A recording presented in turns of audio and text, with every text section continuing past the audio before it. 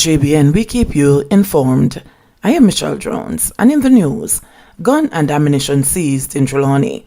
A Glock pistol and the 7 rounds of ammunition were seized during a police operation in the Racecourse Lane area of Trelawney on Saturday. The police stated that about 9:30 p.m., lawmen in the area when a man was observed riding a bicycle. On the approach of the officers, he reportedly threw an object into nearby bushes before attempting to flee. He was subsequently subdued and the bag containing the gun and ammunition were recovered. The man was taken into custody in connection with the seizure. However, his identity has been withheld pending further investigations. One of 2 men shot in Beechwood Avenue drive-by dies. One of 2 men who were shot in a drive-by attack on Beechwood Avenue in St. Andrew on Saturday night has succumbed to his injuries. Detectives from the Halfway Tree Criminal Investigation Branch are now probing the circumstances surrounding the death of 42-year-old Roger Lee Campbell and the injuring of another man. Reports are that both men were standing in front of a shop when a grey Mazda Demio motor car with 3 men aboard was driven up to the location. 2 of the men brandished guns and opened fire, hitting the 2 men. The gunmen escaped in the motor car in the direction of Lyndhurst Road. The police were summoned and both injured men were taken to the hospital where Campbell was pronounced dead. Man arrested after robbery at Hagley Park hardware store. A man has been arrested in connection with a robbery at a hardware store along Hagley Park Road in St. Andrew on Sunday. According to the police, the facility was broken into during heavy rains brought on by Tropical Storm Elsa. After being alerted to the theft, lawmen reportedly responded quickly, and police officers from the St. Andrew South Division have since recovered the stolen lumber, which was found in the Delacree Lane section of Kingston. 1 man has been arrested in connection with the theft. Opposition condemns rampant criminality after cop killed. Shadow Minister of National Security, Senator Peter Bunting, has condemned Friday's murder for Police Corporal in Pepin, St. Andrew, noting that the opposition rejects what he called rampant criminality across the island. Corporal Devon Thomas was shot dead at a bar about 8:35 p.m. In a statement Saturday, Bunting said, "The wanton taking of lives, including those of law enforcement officers, signals that criminals have neither regard for the sanctity of life nor respect for authority. The recent spike in murders has now reached the JCF," he continued, adding that the opposition rejects this rampant criminality and reaffirms its commitment to working with the government to formulate strategies that can put criminals behind bars and bring some peace and order to society. Bunting further stated that Thomas lost his life at the hands of callous and cowardly criminals who attacked him whilst off duty at a local bar, and by all accounts, Thomas was a fearless crime fighter who served the JCF and his country with distinction. He stated that the opposition grieved with the colleagues of Thomas, while he assured them of the party's full support. He also expressed condolences to Thomas's family.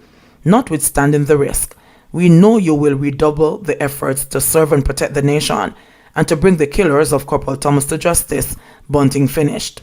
According to the opposition, reports are that neither the particulars of the gunmen nor the vehicle which transported them have yet been identified by the authorities. Against the background, the opposition is urging anyone with information that may help to apprehend the murderers of Thomas to report it to the police or through a trusted intermediary such as Crime Stop. Orange Bay on edge after 2 murders. Residents of Orange Bay are on edge following 2 murders in their community where the victim both left for dead inside their houses, which were then set ablaze by their attackers. The latest incident occurred on Tuesday when 56-year-old shopkeeper Marcia Stewart, otherwise called Joan, was murdered and her shop and house set on fire. Stewart's body was found in the house with stabboons when the fire was put out. On Tuesday afternoon, a few concrete walls were all that remained standing after the blaze, with burnt zinc sheets piled up one side of the premises as smoke and a small flame were seen. 3 persons who were sitting on a bench close to the scene lamented the horror. They were soon joined by others who looked on somberly. "This is not good for us. It's the first time something like this happened in our community," said one resident. Stewart was described as a loving person who cared about the community and sold everything and at good price. "I never see anybody in a trouble yet. If you come here, you don't have all of the money, she not turning your back. Persons come here to buy things. Leave if you go buff be and come right back here come buy it," said the woman who refused to give her name. It was a similar story from other residents of Orange Bay. When I heard that them killed Joan, I had to come look. She come here over 35 years now. Me are 53 and she are 56. My children always come up here and buy things. Her shop is always well stocked and she bakes pudding and torta also. I was frightened when I hear the news and she does not deserve this, said another woman. The residents noted that some persons claimed that they heard screams coming from the premises, while others said they heard nothing. The police have reported that about 2:45 Tuesday morning, residents heard stewards screaming for help. A police team was dispatched to the scene, and when they arrived, they saw firefighters carrying out cooling down operations. Stewart's body was later found with chop wounds to the forehead and stab wounds to her left side. No motive has yet been established for the killing. Tuesday's incident came weeks after the body of Alric Higgins, otherwise called Baki, was found with stab wounds in the burned shell of his house, also in Orange Bay. That attack occurred on June 9, some 3 kilometers away from Stewart's killing took place. But Superintendent Dwayne Wellington, head of the Portland Police, said that investigators have not yet linked the two murders, although both incidents were similar. He said the investigators are still probing both incidents. Since the start of this year, the police have recorded 9 murders in Portland, more than double the 4 recorded over the same period last year. The parish has also recorded 7 shooting incidents, up from 3 last year.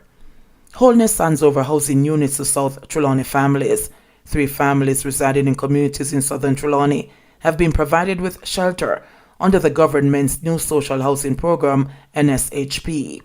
Prime Minister Andrew Holness officially handed over the 3-bedroom units in Albert Town, Ulster Spring and Battersea District on Friday.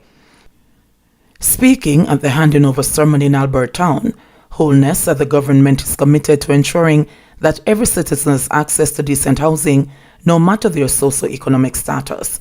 If you are poor and indigent, it shouldn't be that you live in a little chateau where if the slightest breeze blows, it collapses, or if there's a sprinkle of rain, you get wet.